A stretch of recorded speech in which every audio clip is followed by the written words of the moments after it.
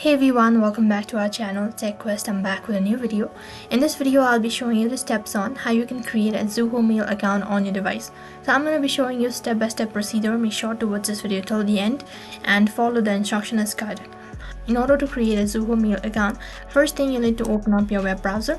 You can use any web browser that is convenient for you. And once you open up your web browser, in the search box, you need to type in the link that is www.zoho.com/mail, and I'll also make sure to leave the link on my description box below. And as you type in the link, you'll be taken to the official site, and in the right hand side corner, you'll be able to see an option as sign in interface. So you have two different options. Either you want to use a Zoho account for your business email or for your personal email. So you need to select it accordingly.